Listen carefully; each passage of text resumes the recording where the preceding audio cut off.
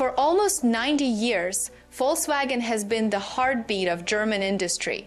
Not just a car company, but a symbol of jobs, stability, and national confidence, which is why what's happening right now is such a big deal, because for the first time in its 88-year history, Volkswagen is shutting down vehicle production inside Germany itself, not overseas, not temporarily, but at home. And that plant is Dresden, with production stopping in mid-December.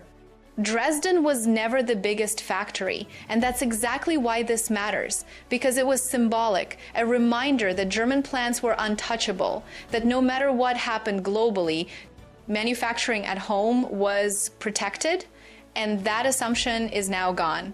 Once Volkswagen is willing to shut down production in Germany, the psychological barrier is broken, and from here on out, no plant is safe just because of tradition.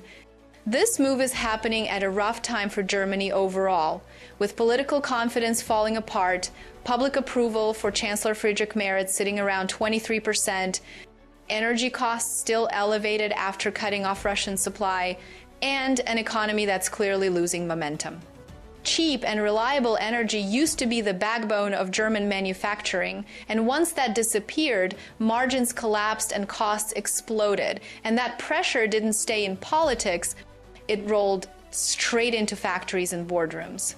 On top of that, Volkswagen's global profit engine is breaking down all at once. China used to be a cash machine, but demand is slowing, local EV makers are eating market share, and tensions with Europe are making things worse. Europe isn't helping either, with consumers stretched, big purchases delayed, and pricing power fading. In the United States, tariffs and intense EV competition are squeezing margins even more. When pressure hits China, Europe, and the United States at the same time, there's nowhere to hide, and that's when cash flow becomes the real problem. Volkswagen is still selling cars, but volume doesn't save you when costs are rising and profits are shrinking. You can see the shift clearly in investment plans. Volkswagen now plans to spend about 160 billion euros over the next 5 years, down sharply from earlier plans closer to 200 billion. And that's not a small trim, that's a reset. EVs were supposed to get cheap, fast, but they didn't, especially compared to Chinese models. And the transition away from gasoline engines is moving way slower than regulators expected. So now Volkswagen is stuck funding two worlds at once, still investing in gas engines to meet emissions rules while pouring money into EVs, batteries, software, and automation that aren't paying off yet. Two powertrains, two tech stacks, one balance sheet, and that overlap is brutal. For years, automakers thought this phase would be short, but it's dragging on, and the longer it lasts, the more cash it burns. That's why cost-cutting is no longer optional.